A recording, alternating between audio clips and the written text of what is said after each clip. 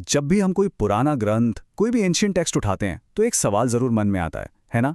कि भाई जब ये लिखा गया था तब इसका असली मतलब क्या था? और आज आज के ज़माने में हम इसे कैसे समझते हैं? अक्सर इन दोनों के बीच ना एक बहुत बड़ा गैप होता है। तो चलिए आज इसी गुत्थी को सुलझाने की कोशिश करते हैं और पता लगाते हैं कि किसी भी ग्रंथ के एकदम ओरिजिनल मूल अर्थ तक आखिर पहुंचा कैसे जाए। देखिए, इससे पहले कि हम ये समझें कि कोई भी टेक्स्ट आज हमारे लिए क्या मायने रखता है, हमें सबसे पहले ये पता करना होगा कि उसका असली ओरिजिनल मतलब क्या था। तब का अर्थ, मतलब जब वो लिखा गया था, और अब का अर्थ जो हम आज समझते हैं, ये दोनों अक्सर बिल्कुल अलग अलग चीजें होती हैं। तो हमारी पूरी खोज जो है ना, वो तब के अर्थ को ढूंढने से ही शुरू होती है। तो इस पूरी खोज का सबसे पहला और सबसे जरूरी नियम क्या है?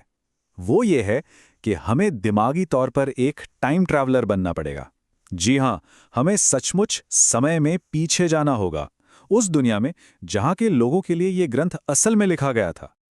और इस टाइम ट्रैवल का सबसे पहला कदम जानते हैं क्या है? ग्रंथ से थोड़ी दूरी बनाना। अब इसका मतलब क्या है? इसका सीधा सा मतलब है कि हम अपने आज के विचार, हमारी अपनी सोच, हमारे जो भी बायसेस हैं, उन सबको थोड़ी देर के लिए साइड में रख दें, ताकि हम उस ग्रंथ को उसकी अपनी दुनिया की नज़रों से देख सकें।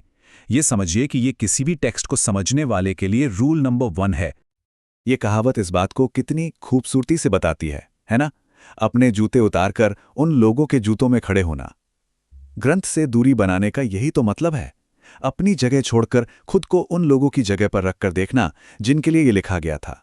ये सिर्फ कोई एकेडमिक एक्सरसाइज नहीं है, नहीं, बल्कि ये एम्पैथी और समझ का एक बहुत ही गहरा काम है। तो सवाल ये उठता है कि हम उनके जूतों में खड़े हों तो हों कैसे? इसके लिए हमें थोड़ी जासूसी करनी पड़ेगी। हमें 3 मुख्य चीज़ों का पता लगाना होगा। पहला, उस समय का हिस्टोरिकल और ज्योग्राफिकल बैकग्राउंड क्या था, माहौल कैसा था। दूसरा, ये जो लिखा गया है ये किस तरह का लेखन है, क्या ये कोई कविता है, कोई कहानी है, या कोई कानून की किताब। और तीसरा, वो लोग वो किस तरह की भाषा बोलते थे, कैसे शब्दों का इस्तेमाल करते थे। और इस जासूसी के काम में हमारी मदद करने के लिए हमारे पास एक बहुत ही भरोसेमंद टूलकिट है। आप इसे किसी भी टेक्सचुअल डिटेक्टिव के लिए ज़रूरी औजारों का एक सेट समझ सकते हैं। एक ऐसा सेट जो हमें रास्ता भटकने नहीं देता और सीधा हमें ओरिजिनल मीनिंग तक ले जाता है। हमारी टूलकिट का जो पहला हिस्सा है वो हमें बड़ी तस्वीर यानी अ बिग पिक्चर व्यू देता है। हम सबसे पहले सीन को सर्वे करते हैं। हम पूछते हैं कि अच्छा, इसका कॉन्टेक्स्ट क्या है, मतलब ये किस बारे में है। फिर उस समय की हिस्टोरिकल बैकग्राउंड क्या थी जब इसे लिखा गया, और हाँ, ये किस स्टाइल में लिखा गया है। ये कदम हमें उस दुनिया का एक तरह से नक्शा बना कर देते हैं जिसमें ये ग्रंथ लिखा गया था। तो बड़ी तस्वीर देखने के बाद अब वक्त है जूम इन करने का। अब हम एक एक सुराग की बारीकी से जांच करेंगे। हम अलग अलग ट्रांसलेशंस को कंपेयर करेंगे। हम क्रॉस रेफरेंसेस चेक करेंगे, मतलब उसी ग्रंथ में दूसरी जगहों पर इससे जुड़ी क्या बातें लिखी हैं। और सबसे जरूरी, हम कीवर्ड्स, जो मुख्य शब्द हैं, उनके असली मतलब को समझने की कोशिश करेंगे। और हमारी टूलकिट का आखिरी हिस्सा वो है सारे सुरागों को एक साथ जोड़कर पूरा केस तैयार करना। यहां हम उस टेक्स्ट से सीधा सवाल जवाब करते हैं। हम ये भी देखते हैं कि दूसरे एक्सपर्ट्स ने, दूसरे विद्वानों ने इसके बारे में क्या कहा है। और आखिर में इसकी पूरी बनावट को समझने के लिए हम एक आउटलाइन तैयार करते हैं। सिर्फ थ्योरी की बातें करना काफी नहीं है ना? चलिए अब इस टूलकिट को एक्शन में देखते हैं। हम एक असली केस स्टडी लेंगे और देखेंगे कि इन कदमों का इस्तेमाल करके हम कैसे छिपे हुए मतलब को सामने ला सकते हैं। हमारी केस स्टडी है लूक की किताब से ली गई एक कहानी। और देखिए, इसकी पहली लाइन ही हमें बता देती है कि ये कहानी किसके लिए कही जा रही थी। उन लोगों के लिए जो खुद को बहुत धर्मी, बहुत नेक समझते थे और बाकी सबको नीची नजर से देखते थे। तो यहीं से हमारी जांच शुरू होती है। अब देखिए, पूरी की पूरी टूलकिट का इस्तेमाल करने में तो काफी वक्त लग जाएगा।